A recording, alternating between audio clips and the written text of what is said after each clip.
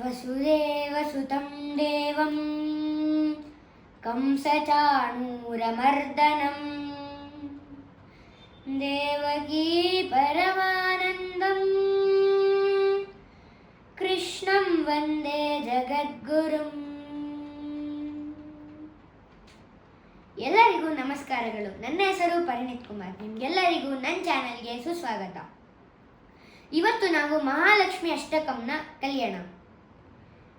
ಇಂದ್ರ ಉವಾಚ ನಮಸ್ತೆಸ್ತು ಮಹಾಮಾಯೆ ಶ್ರೀಪೀಠೆ ಸುರಪೂಜಿತೆ ಶಂಖಚಕ್ರಗದಾಹಸ್ತೆ ಮಹಾಲಕ್ಷ್ಮೀ ನಮೋಸ್ತುತೆ.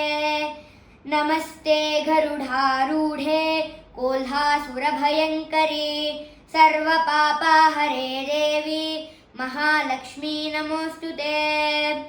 सर्वज्ञे सर्ववरदे सर्वदुष्टभयङ्करी सर्वदुःखहरे देवी महालक्ष्मी नमोस्तुते.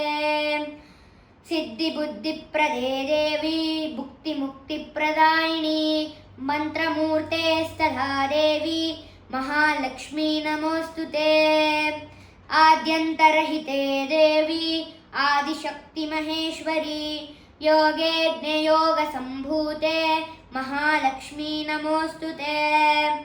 स्थूला सूक्ष्मा महारौद्रे महाशक्ति महोदरे महापापहरे देवी महालक्ष्मी नमोस्तुते.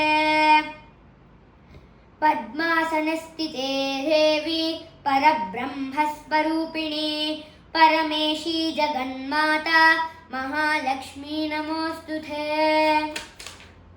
श्वेतांबरधरा देवी नानालंकारभूषिते जगत्स्थिति जगन्माता महालक्ष्मी नमोस्तुते.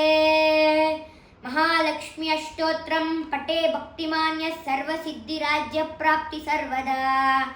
एककाले पठे नित्यं महापापविनाशनं द्विकाले पठे नित्यं धनधान्यसम्मितं त्रिकाले पठे नित्यं महाशत्रुविनाशनं.